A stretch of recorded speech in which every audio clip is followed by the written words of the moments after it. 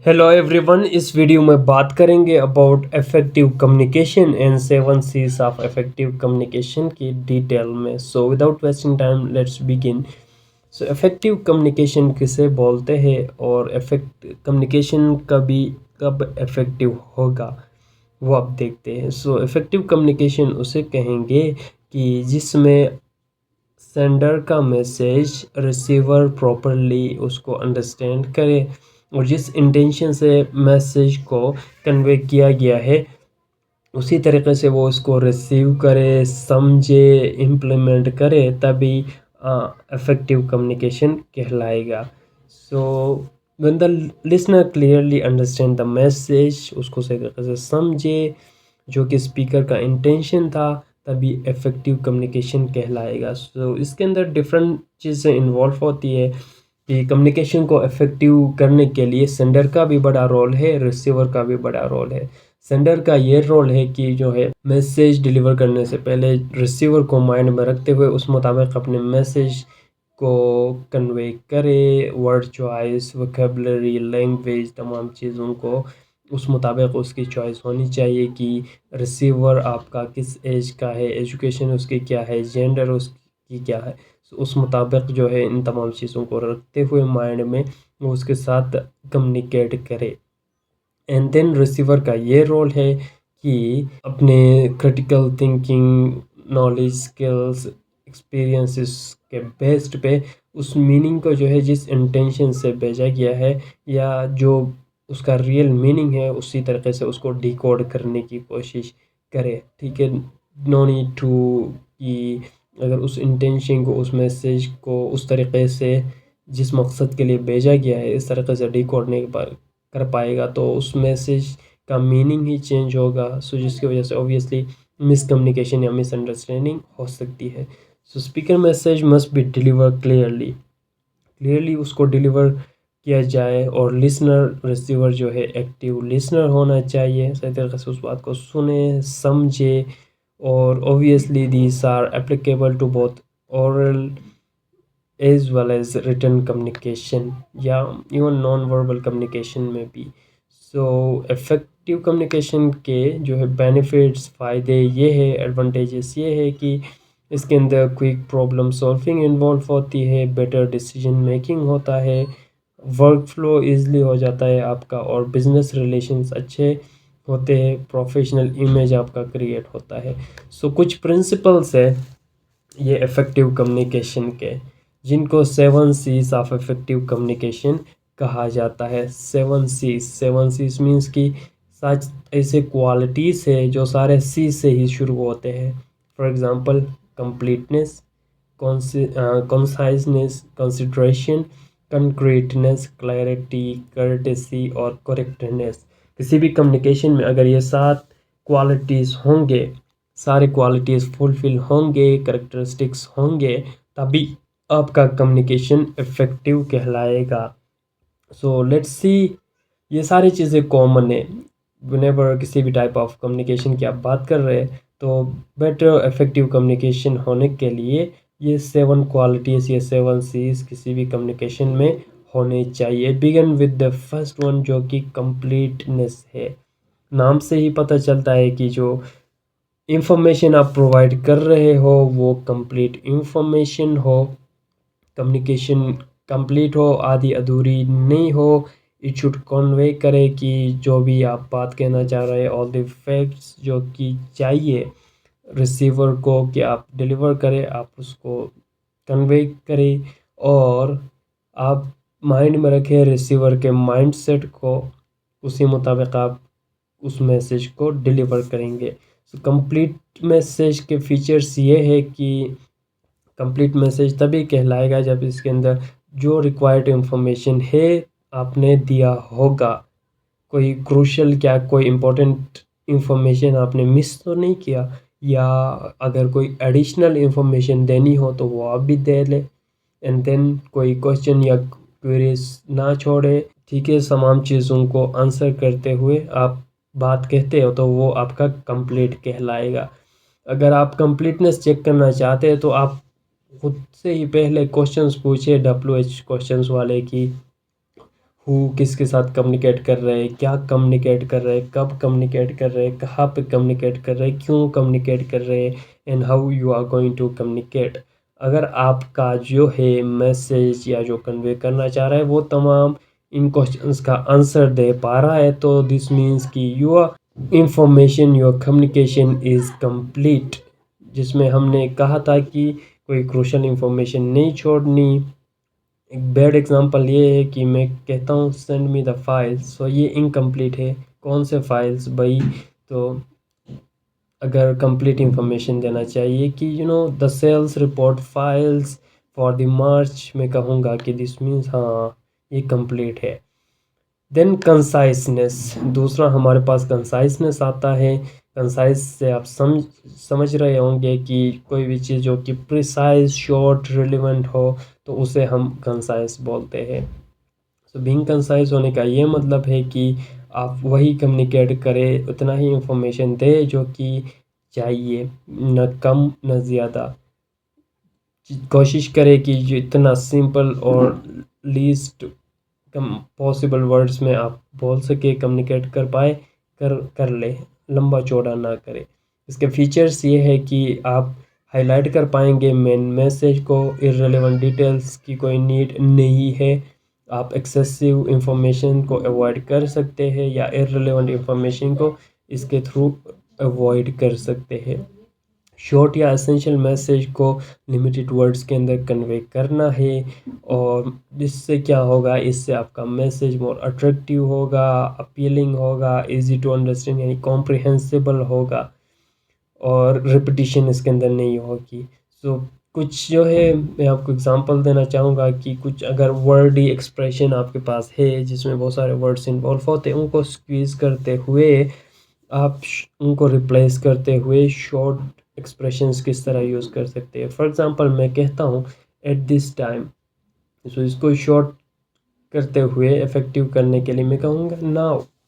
कोई नीड नहीं है ज़्यादा वर्ड्स यूज़ करने की, कुछ ऐसे एक्सप्रेशंस इस तरह के। सो ये डिफरेंट वेज है। सो आपने कंसाइसनेस को इंश्योर करने के लिए क्या नहीं करना है, आपने don't drag on unnecessary words का यूज़ नहीं करना। फॉर एग्जांपल यहाँ पे देखें, वही बात घुमा फिरा के लंबा चौड़ा करके इसने डिलीवर किया हुआ है। क्या कह रहा है कि in order to possibly determine the outcome of this situation that we are currently looking at, we might need more data.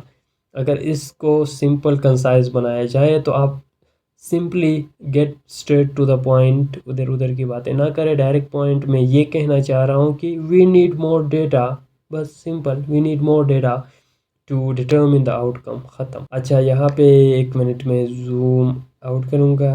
Okay, ये थोड़ा इसी के अंदर नहीं आ रहा है।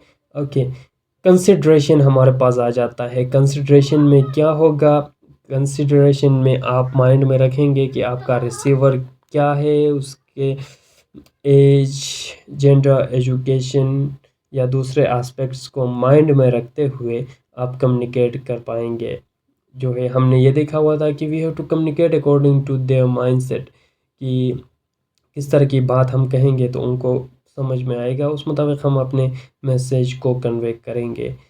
So keep in mind the audience requirements को हम समझेंगे। अगर आप फॉलो करते हैं यू अप्रोच, यानी आई वाला अप्रोच नहीं बल्कि यू यानी रिसीवर को माइंड में रखते हुए यू अप्रोच फॉलो करते हैं, तो आपकी कम्युनिकेशन मोर इफ़ेक्टिव हो सकती है। एजुकेशन देखेंगे, उसके इंटरेस्ट को देखेंगे, माइंडसेट को देखते हुए कम्युनिकेट करेंगे। For example, if you prefer someone to talk to you with respect and politeness, you should exhibit the same behavior towards the other.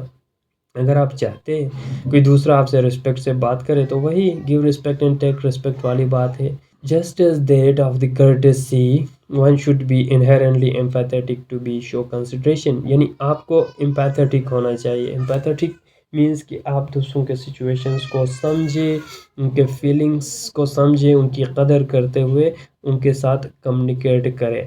To be considerate means कि आप एक्नॉलेज करें, admit करें जो कि सिचुएशंस आपका receiver face कर रहा है, उसको माइंड में रखते हुए। When talk to someone, remember to acknowledge their background, आप उनके बैकग्राउंड, लैंग्वेज प्रोफिशिएंसी, कल्चर या लिटरेसी लेवल या मेंटल स्टेट, इंटरेस्ट, इन तमाम चीज़ों को कंसिडर करते हुए कम्युनिकेट करेंगे, उसी को ही कंसिडरेशन हम बोलेंगे।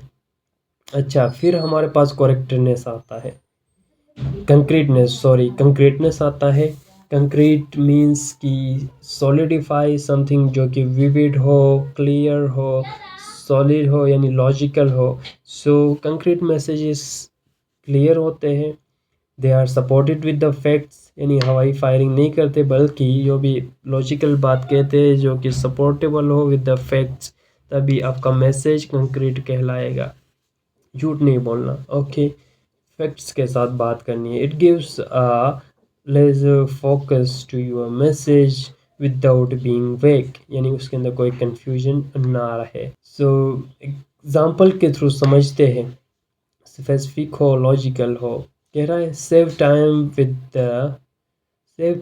The indicator master every day. इसकी गुड एग्जांपल हम देखते हैं, ये सॉलिड नहीं है, हमने यहाँ पे देखा ये कंक्रीट नहीं है, ये मोर क्लियर नहीं है, इसके अंदर कन्फ्यूजन से फैक्ट्स के थ्रू इसको सपोर्ट नहीं किया गया इस मैसेज को।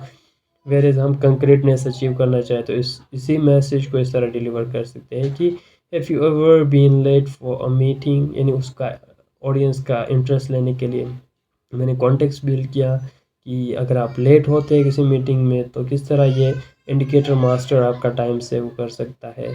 सो देन डाउनलोड, आप डाउनलोड करें इंडिकेटर मास्टर ऐप को। देखिए ऊपर हमें पता ही नहीं था ये इंडिकेटर मास्टर क्या है। सो इट गिव यू, ये किस तरह एक्सप्लेन कर रहा है किस तरह आपकी टाइम सेव करेगा। It give you all the train and बस स्केजुअल्स आपको प्रोवाइड करेगा, जिसकी वजह से आप टाइम पे जाएंगे और आपका टाइम सेव रहेगा। सो आपने क्या करना है, वेग या एम्बिगुअस नहीं होना, रादर देन आपने क्लियरली फैक्ट्स के साथ बात करनी है। गुड एग्जांपल में देखिए, कह रहा है our sales increase by 20% last year resulting in additional $50,000 in revenue. पूरा फैक्ट्स के साथ इसने बात किया हुआ है।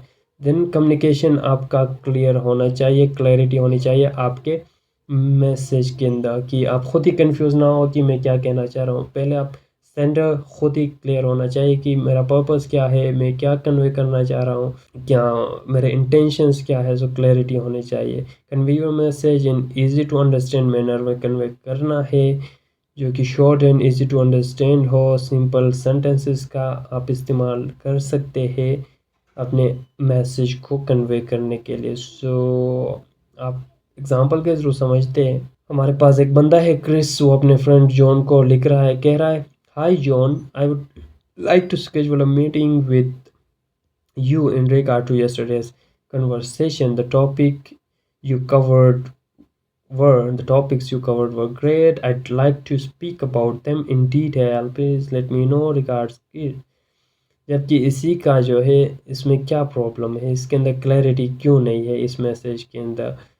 हमने ये देखा कि we do not know which conversation Chris is referring to, yesterday's conversation की यस्टरडे उसने किस चीज़ की बात की थी हमें क्या पता।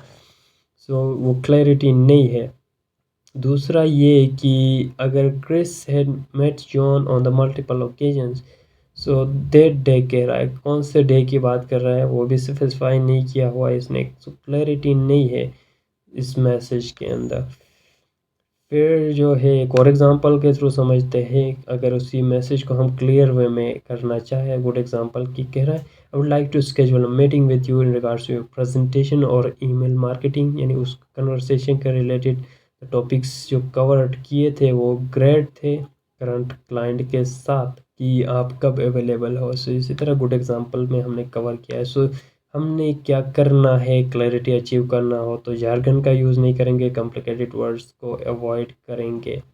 फॉर एग्जांपल कहता है the ROI of our latest PPC campaign, jargon का यूज़ किया है इसने, एब्रिविएशंस का यूज़ किया, टेक्निकल टर्म्स। अभी मुझे क्या पता ये ROI क्या है, ये उसी फील्ड का बंदा समझ सकता है। सो इसको समझने के लिए अगर वो एब्रिविएशन साथ में लिखे, इनको डिफाइन करे जार्गन को, तो मुझे समझ में आएगी बात। ROI है जी, return of investment of our latest पे पर क्लिक। सी अभी दूसरा मैसेज कितना क्लियर है, इसलिए समझ में आता है।